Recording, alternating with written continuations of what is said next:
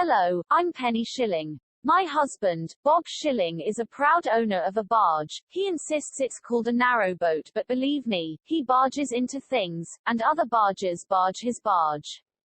They're all barges. Yes, it's narrow and it is a boat, but stop barging into things and I'll stop calling it a barge. I'm sure there'll be plenty of comments on here about the difference between a barge and a narrowboat. Does this face look like someone who cares about argy-bargy? Be careful. Anyway, I'm here to talk about toilets on a narrowboat, from a narrowboat widow's perspective. Essentially, there are 4 different toilet types for use on your narrowboat. Let's have a look at the pros and cons of each type. My ideal narrowboat toilet is not only self-cleaning but is a combined bidet, with a pleasant rinse of warm-scented soap, followed by a gentle jet of heated air, and automatic flush. The urine is freeze-dried, ground into granules, as is the poo, and ejected into aroma-free blocks that can be used as fuel on Bob's beloved stove. Meanwhile, back in the real world, the first of the 4 options is the pump-out. This one looks very much like a conventional toilet. However, it sits on top of a tank. Picture this in your mind, a tank, directly under your toilet, and that tank contains the poo and pee of everyone who has graced that toilet since the last time it was emptied, human waste, stewing in its own festering vile mud. Lovely. You would be forgiven for thinking, out of sight, out of mind. Sorry, it doesn't work like that. And that famous saying, you can't polish a turd. Let's add more stark reality to the mix, literally. You've finished doing a poo. You reach out for your favorite quilted luxury brand of toilet paper, only to remember that it's a big no-no. You should be using cheap, lightweight, biodegradable toilet paper, like a supermarket's Billy Bargain budget brand. I'm sure some feral boaters use the nearest bunch of leaves whilst squatting in the towpath hedgerows. And some cyclists, joggers and anglers, but don't get me started on that topic.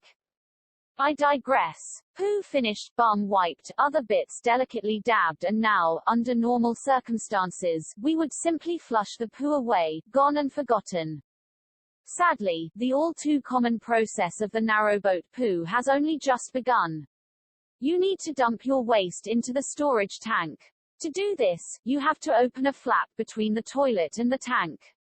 Don't worry, there's a lever. This simple action may invoke the most deadly, ungodly stench. Let's be honest, several hundred liters of liquid slurry that could be used in warfare is about to waft through your vessel and surrounding environment. The worst part is if you are still sitting on the throne, that stench will rise through your legs and become upwardly mobile to the point where you might even taste it. In fairness, you can put additives in your tank to reduce and mask the smell. I'll produce a video about those soon. The tank I mentioned that your throne sits upon may also be built into the space beneath your double bed instead.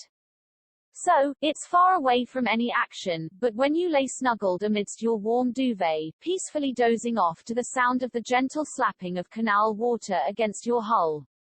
That's not what's really happening, sorry. It's actually sound of the waste swirling about from beneath your bed. Sweet dreams. Hey, people pay good money for those sounds on self-hypnosis recordings. There is a slightly better option. Option number 2. I did it again, another pun I dropped. Whoops, that was another one. A pump-out toilet fitted with a macerator. It's like a blender. It chews your poo into little lumps that it can be sucked through a narrow pipe and into the tank that is probably under your bed. So, I've graphically described the cons of the pump-out toilet. What are the pros? Well, it's probably the closest you will get in terms of style and functionality to the one you are used to in civilization.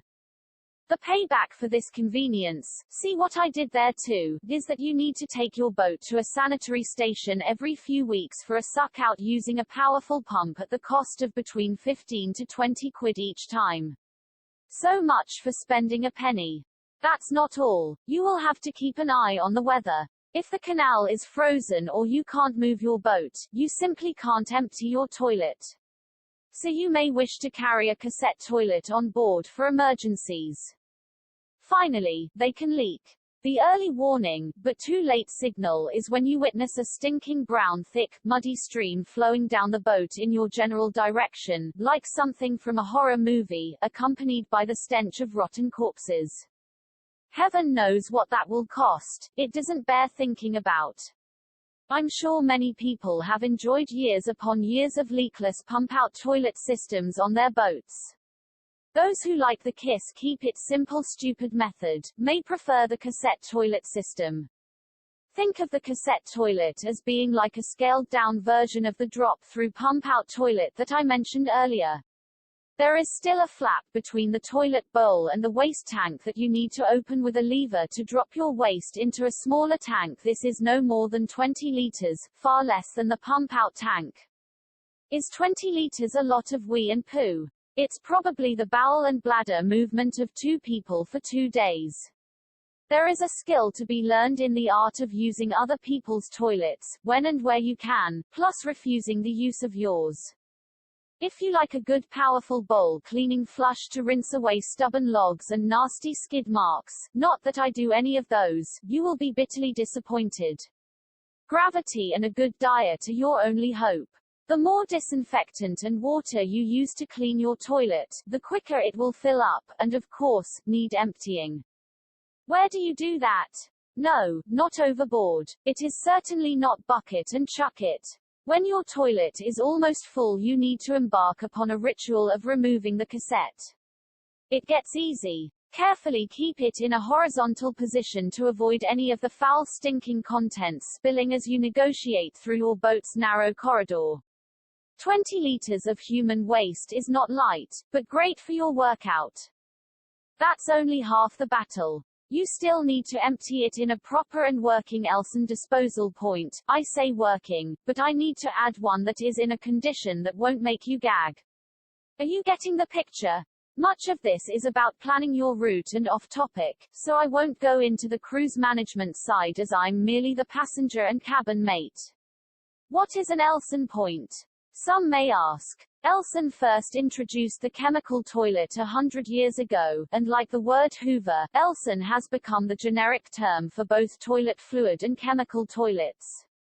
Marinas and campsites often refer to their chemical disposal points as Elson disposal points.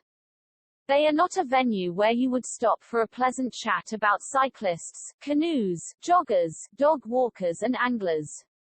All very nice people, I'm sure. Emptying yours and other people's human waste down a big sink, and rinsing the cassette out is not nice, so I personally delegate the responsibility to Bob. The jobs are Bob's. Option number 3 is composting toilet. These seem to get bad press, usually by those who have never had one, but know everything about narrowboats and post their views in every narrowboat group going. I did think they would be horrible smelly buckets of manure, but heaven for desperate festival goers. I now know they cannot be further from the truth, but no doubt an anti-composter will preach their views. In fairness, the early composting toilets were, well, crap. You had to dump both wee and poo into the same tank, just like the pump-out or cassette tanks, and they stunk to high heaven. Modern designs are now amazingly effective and virtually odor-free. Until of course someone releases their curry remains. Wee is collected in a container that is attached to the front of the toilet base and needs to be emptied almost every day. The poo container lasts much longer before the need to be emptied. Even more if you dispose of your used toilet paper in a bin, rather than the poo container. Someone may need training to seal his used toilet paper in bags, and not leave it exposed in the bin. Disgusting habit. They are unisex in the sense that we all, male or female, have to sit to do their business, to ensure they are firing in the right direction. Number 1s, your wee goes to the front, and number 2s, your poo, goes to the rear. That was not a pun. Now, let's talk dirty. The wee bottle is emptied into a standard Elson point or used as a fertilizer if diluted in a ratio of 1 part wee to 8 parts of water, and if you have permission you can dispose of it on nearby land. The composting tank has a quantity of peat moss or other recommended medium into which the poo is turned into the same consistency as soil once dried, and you can bag it and bin it in normal household rubbish bins. There's always a healthy debate about the disposal of human waste in these narrowboat forums that abound with experts. The last option is number 4, combustible toilets. The thought of combustion worried me, even though I am hair-free. It is no less scary sitting on a flamethrower toilet. The last option is number 4, combustible toilets. The thought of combustion worried me, even though I am hair-free. It is no less scary sitting on a flamethrower toilet. Buying the unit and having it installed isn't the end of the expense. The toilet burner uses propane gas for each incineration. The burner roars into life after 4 deposits of poo. 2 people living on board with healthy bowel movements may generate 1 or 2 burns each day. The burner runs for 40 minutes during each cycle, so that amounts to 1 or 2 hours of propane being burned each day. That's probably where the risk of getting burned is, in the purse and not the bum. Forking out say $4,000, and then there's the additional cost of gas, electricity and greaseproof paper for wrapping poo into parcels. Yes, we still have to dispose of it. There's no escaping the job of sticking your hand in the toilet even though the poo has been cremated, unless you have a bob for the job. So, here we have it. The great toilet debate in Narrowboat world. Either myself or Bob will be doing some more of these videos, so please like this one, and subscribe so you get notified of new videos when they come out. I hope you have enjoyed it.